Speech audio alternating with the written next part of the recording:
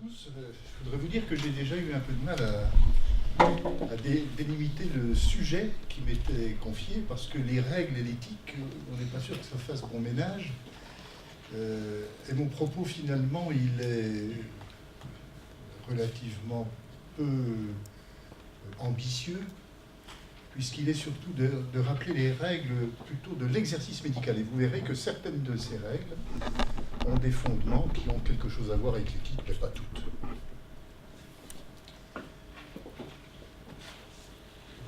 Pourquoi faut-il des règles et pourquoi des règles morales sont apparues très tôt? Parce que l'exercice médical est quand même un peu particulier. C'est d'abord une relation interpersonnelle, c'est aussi une relation interpersonnelle particulière parce qu'elle a un rapport à l'intimité de l'autre, il y a un dévoilement de l'autre, et notamment du patient, parce qu'il y a une relation à la souffrance et à la mort, et on pourrait, si on pousse le bouchon un peu loin, dire que tous les soins sont des soins palliatifs, puisque même si vous êtes guéri, vous finirez quand même bien par mourir. Et puis il y a également une relation au pouvoir sur autrui, et on verra que les choses ont quand même un peu évolué entre le paternalisme et l'autonomie qu'on accorde aujourd'hui aux patients. Et puis enfin, il y a une relation au sujet social, puisque au-delà du colloque singulier entre le médecin et le malade, il y a tout ce qu'il y a autour de la prise en charge médicale et de la solidarité, ou au contraire de la discrimination. Donc pour encadrer l'exercice médical, ce qui est mon propos, il y a d'une part des règles déontologiques, dont la référence glorieuse est Hippocrate bien sûr. Il y a d'autre part des textes internationaux, je les ai mis là parce que j'ai essayé de respecter une certaine chronologie, et certains font remonter l'éthique médicale au code de Nuremberg, on en dira un mot tout à l'heure. Il y a bien sûr les règles de droit, et puis plus récemment les recommandations des comités d'éthique, notamment du comité consultatif national d'éthique. Et puis, mais je passerai très rapidement là-dessus, des règles professionnelles qui sont en réalité des règles purement techniques et qui ne nous intéressent pas vraiment ce soir. Voilà quelques extraits du serment d'Hippocrate. Pour ceux qui ne sont pas médecins, et je pense qu'ils sont nombreux dans la salle, c'est la version dite de Montpellier qui est utilisée pour soutenir la thèse à la fin du deuxième cycle des études médicales, du troisième cycle, pardon. Alors vous voyez, les lois de l'honneur et de la probité, je donnerai mes soins gratuits à l'indigent, etc. C'est des choses qu'on va retrouver dans les préconisations actuelles du code de déontologie. Donc, Hippocrate, c'est 5 siècles avant Jésus-Christ, ce qui veut dire que dès le début de la médecine, ou en tout cas d'une médecine qui n'était plus magique comme elle l'était auparavant, eh bien, il y a des préoccupations morales qui sont attachées à l'acte médical. On retrouve ces préoccupations un peu plus tard, notamment dans la célèbre prière de Mémonide, qui était un médecin qui exerçait en Espagne, au XIIe siècle. « N'admets pas que la soif du gain et la recherche de la gloire m'influencent dans l'exercice de mon art. » Et ce qui est surtout tout à fait étonnant au XIIe siècle, « éloigne de moi l'idée que je peux tout. » C'est quand même tout à fait extraordinaire à mon sens, alors qu'on ne pouvait quasiment rien à l'époque. Sauf peut-être faire du soin. On en rediscutera éventuellement tout à l'heure. Le mot de déontologie a été forgé au XIXe siècle par Jeremy Bentham. Étymologiquement, c'est le discours sur ce qu'il faut faire. Et en fait, ça correspond à des règles coutumières qui étaient transmises au fil des générations et qui délimitaient ce qu'il était convenable de faire dans l'exercice professionnel. C'est une morale professionnelle qui est propre à une profession particulière. Il y a une déontologie médicale, comme il peut y avoir une déontologie des avocats, des architectes ou des policiers, mais il n'y a pas de déontologie tout court. C'est toujours attaché à une profession particulière. Et cette morale professionnelle, elle a été progressivement codifiée et imposée. Et pour qu'elle puisse être imposée, il fallait un organe qui permette de le faire. Et cet organe, c'est l'Ordre des médecins, qui a été créé en octobre 1940, ce qui est un peu fâcheux. Et c'est le comité... pardon, je suis en train de me perdre. C'est l'Ordre national des médecins, voilà, le Conseil national de l'Ordre des médecins, je ne me mettais pas dans le bon ordre, qui élabore le code de déontologie, et la version actuelle Elle est issue de 1995, d'un décret de 1995. Et je disais que c'est un ordre qui est imposé, que c'est un ordre moral qui est imposé, puisque si les médecins ne le respectent pas, ils encourent des sanctions disciplinaires. Alors je vais passer très vite sur la déontologie, mais il faut que vous sachiez quand même qu'il y a d'une part des devoirs généraux des médecins, respect de la vie humaine, de la personne, de la dignité de la personne, ça c'est nouveau, c'est depuis le Code de 1995. Il y a des principes moraux qui sont énoncés depuis le début des codes de déontologie, moralité, probité, dévouement, et puis de multiples principes professionnels qui sont beaucoup plus pragmatiques. Devoir envers les patients, soins consciencieux, dévoués, conformes aux données acquises de la science, information loyale, claire et appropriée, ça reprend en fait les prescriptions du droit, consentement nécessaire du patient, pas de risque injustifié, et donc une obligation de compétence. Soulagement des souffrances, défendre l'enfant ou les personnes hors d'état de se protéger, vous voyez que tout ça, ce sont bien des prescriptions à connotation morale, et ne pas s'immiscer dans la vie privée. Ce qui est relativement nouveau, c'est que ces codes de déontologie, non seulement médicaux, mais d'une manière générale, tous les codes de déontologie, sont désormais inscrits dans la loi, puisqu'ils sont déclinés dans le Code de la santé publique. En ce qui concerne le Code de déontologie médicale, ce sont les articles R4127 et suivants. Donc, c'est des articles du règlement. Et donc, les articles du Code de déontologie sont font partie actuellement du règlement qui est contenu dans le Code de la santé publique. Alors cette déontologie, elle a été longtemps marquée par le paternalisme médical, puisque le président Louis Porte, président du Conseil national de l'ordre, qui a sévi, si j'ose dire, depuis le gouvernement de Vichy jusqu'en 1956, disait, cette formule est restée célèbre, une confiance, celle du malade, qui rejoint une conscience, celle du médecin. Et c'est la définition, en fait, de ce qu'on a appelé le paternalisme médical. Le code de déontologie, il avait aussi pour ambition de réguler les rapports très particuliers entre le médecin et le patient dans le cadre de cette relation médecin-patient où personne d'autre n'intervenait, et notamment le droit n'intervenait pas dans la relation médecin-malade. Mais les choses sont en train de changer, on va y venir tout à l'heure, puisque désormais ce sont les droits du malade qui se manifestent dans le cadre de cette relation. Deux mots sur les textes internationaux. Je vais passer très vite parce que vous allez voir que la plupart de ces textes internationaux, ils ont comme ambition de réguler l'expérimentation humaine, ce qui est quand même un domaine assez particulier de la médecine. Le plus célèbre d'entre eux, c'est le Code de Nuremberg, puisque vous savez que c'est un tribunal militaire américain qui a finalement jugé les médecins nazis et qui a énoncé un certain nombre de règles qui n'étaient initialement pas du tout des règles éthiques, c'était simplement des règles juridiques qui permettaient de condamner éventuellement les médecins qui étaient poursuivis. Et puis ces règles d'essence juridique ont pris finalement, et très rapidement d'ailleurs, une dimension éthique.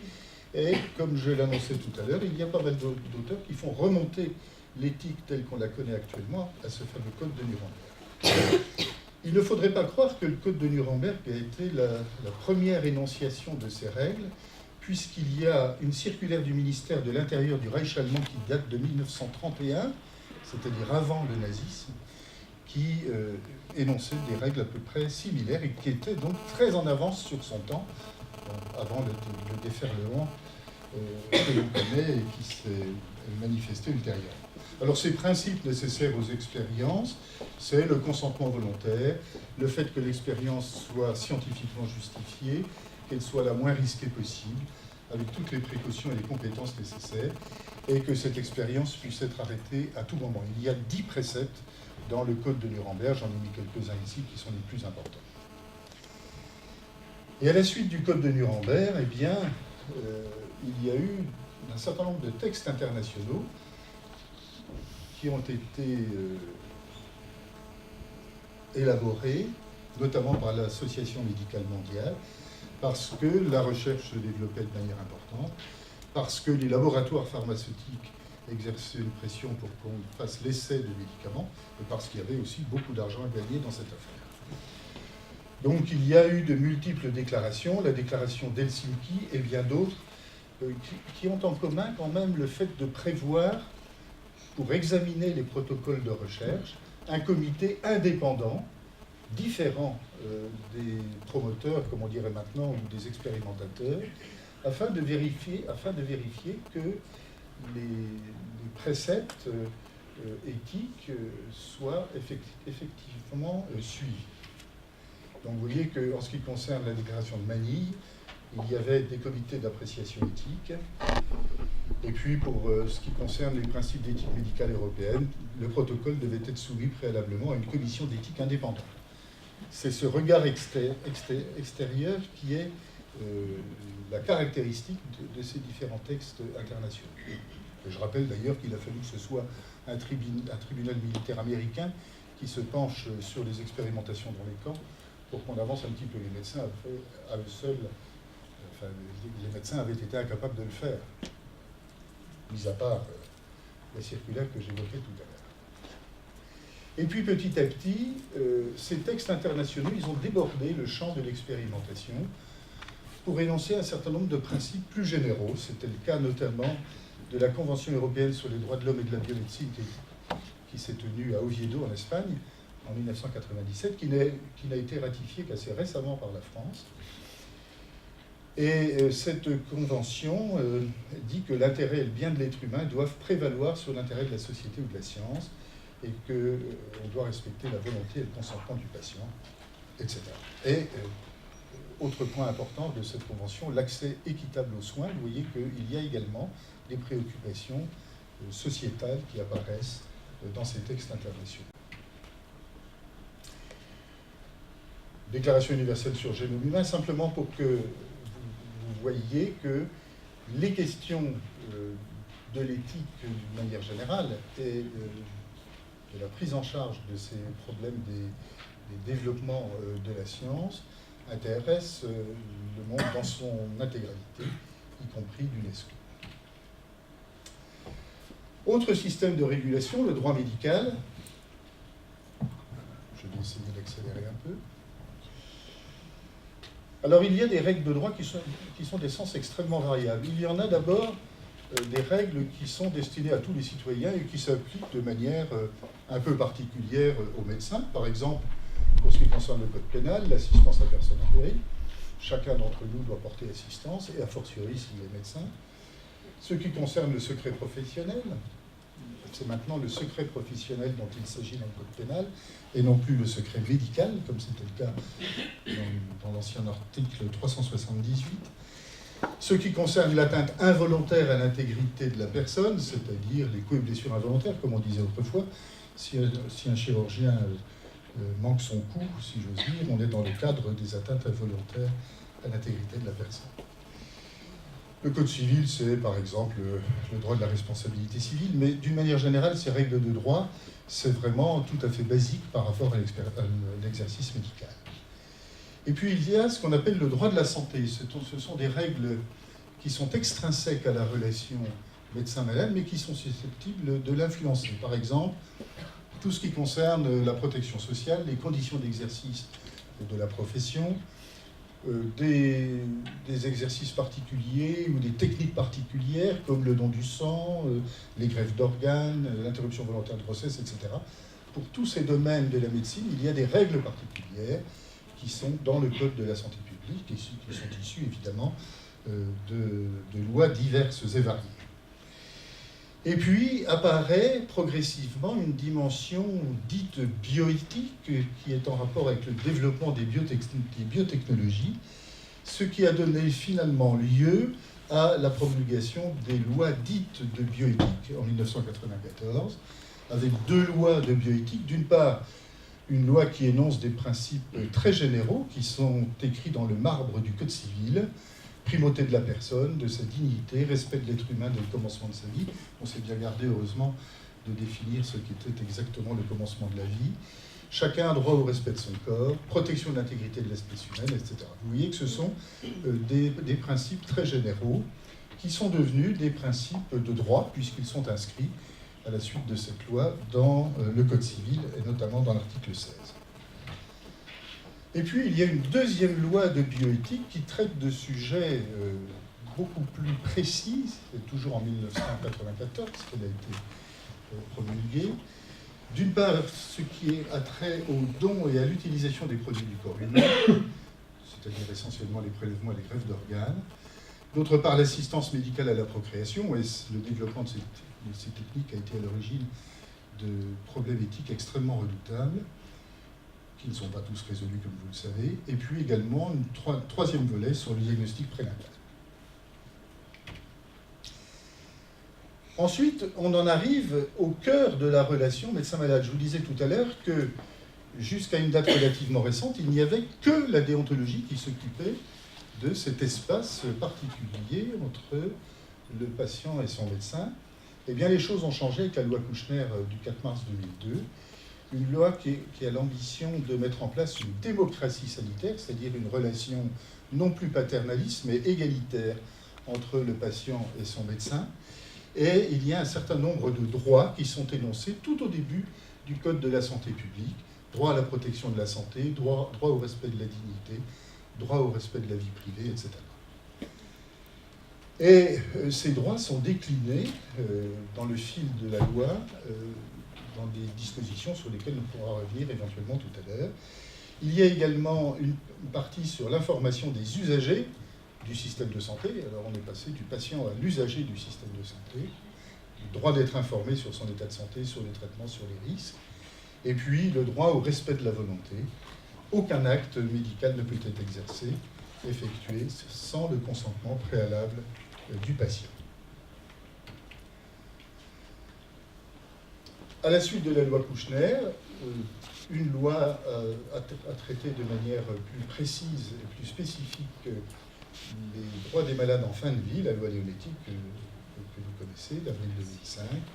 Pas d'obstination déraisonnable, soulagement des souffrances au risque d'abréger la vie, refus de soins, respect du refus de soins du patient.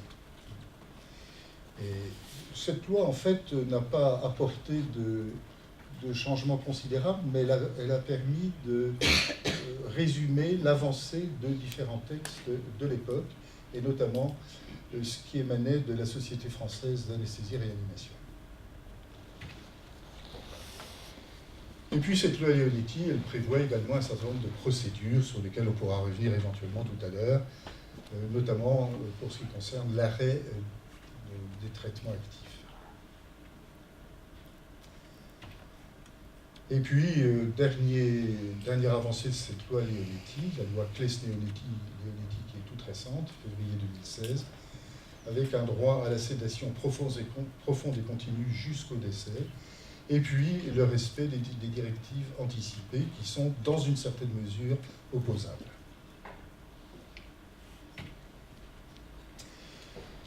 Autre cadre de l'exercice médical, ce sont les avis et recommandations des comités d'éthique. Alors, lors de la mise en place du comité consultatif national de l'éthique, François Mitterrand avait fait une allocution tout à fait intéressante, me semble-t-il, qui montre bien l'étendue et la difficulté des problèmes. Qu'est-ce que la mort si les progrès des techniques de réanimation permettent une survie végétative presque indéfinie? Qu'est-ce que la vie si l'on peut en reconstituer les éléments? Qu'est-ce que la personne si l'expérimentation génétique, etc. Donc ça, ce sont les grands problèmes qui sont éventuellement traités par le comité consultatif national d'éthique. Et puis il y a des petits grands problèmes, si j'ose dire, c'est-à-dire des demandes d'aide à la décision qui sont traités plutôt par les comités d'éthique locaux. Je vous dirai un mot du comité d'éthique clinique du CHU.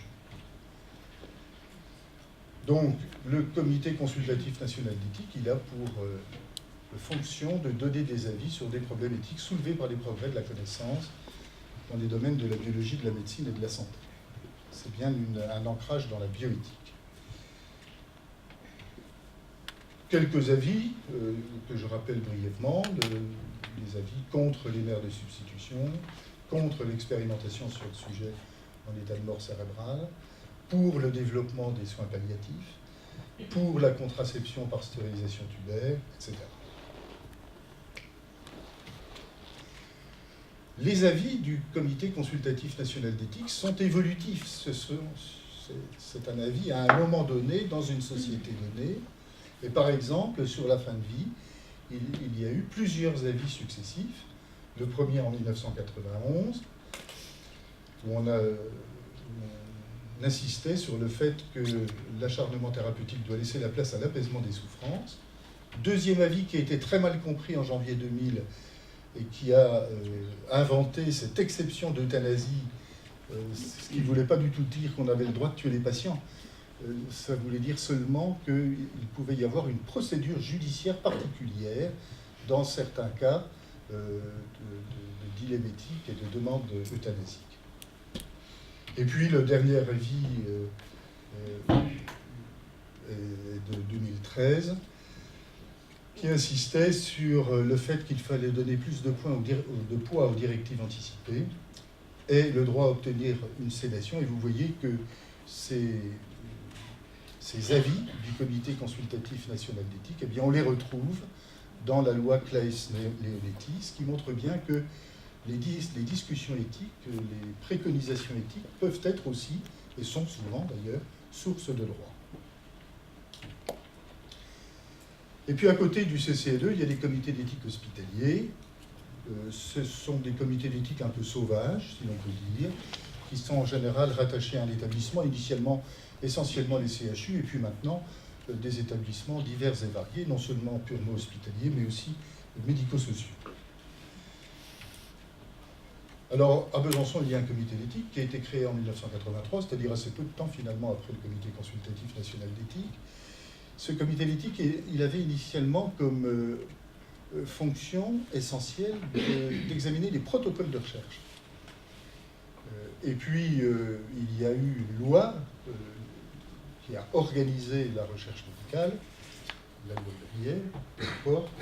Et finalement, les comités d'éthique à Besançon et ailleurs se sont trouvés dessaisis en grande partie de ces protocoles d'expérimentation ou de recherche. Et certains ont pensé que c'était la mort des comités d'éthique locaux. Et puis non, pas du tout, parce que, indépendamment des problèmes de la recherche médicale, eh bien, il y a des problèmes éthiques au lit du malade qui se posent et qui sont en fait la véritable fonction de ces comités d'éthique locaux. Alors, évidemment, c'est un peu artisanal, si j'ose dire, ces comités d'éthique. Pas de statut, pas toujours de pluralisme réel, parce que ça a lieu en fin d'après-midi et que les gens ont autre chose à faire. Et pourtant, le pluralisme, c'est tout à fait nécessaire pour avoir une discussion éthique argumentée. Et puis ces comités d'éthique, comme le CCNE d'ailleurs, donnent très généralement des avis rétrospectifs. On intervient dans l'après-coup, et évidemment, l'aide qu'on peut apporter est toute relative. Alors, quel type d'avis? Eh bien, d'abord, des avis, ça persiste sur certains protocoles qui ne relèvent pas de la recherche classique, de la recherche biomédicale classique. Et puis des problèmes de pratique quotidienne, par exemple les prescriptions en dehors de l'autorisation de mise sur le marché, ou bien un cas d'interruption médicale de grossesse pour raison psychiatrique, ou bien les procédures de limitation ou d'arrêt des traitements actifs en urgence, etc. Et d'ailleurs, nos collègues de réanimation sont de grands pourvoyeurs de questions pour le comité d'éthique. Et puis il y a des questions générales qui peuvent être abordées aussi à un niveau local, comme celle du refus de soins ou des modalités de la mort en réanimation. Et puis, donc, à l'occasion de la loi relative à la bioéthique de 2004, il y a eu création des espaces de réflexion éthique. Je passe très vite puisqu'on fait partie de ça là aujourd'hui, hein, puisque l'espace régional d'éthique, de réflexion éthique, Bourgogne-Franche-Comté, organise cette réunion. Donc, je vais en profiter pour passer très rapidement là-dessus. Deux mots pour vous dire que les règles de bonne pratique professionnelle sont des règles techniques. Par exemple, comment traiter une otite, une sinusite ou une hypertension artérielle. Je pense que ça a peu d'intérêt dans le débat actuel. Et finalement, la question se pose si toutes ces normes toutes ces recommandations, tous ces principes généraux sont suffisants ou non pour avoir une pratique qui respecte l'éthique médicale. Je vous remercie de votre attention.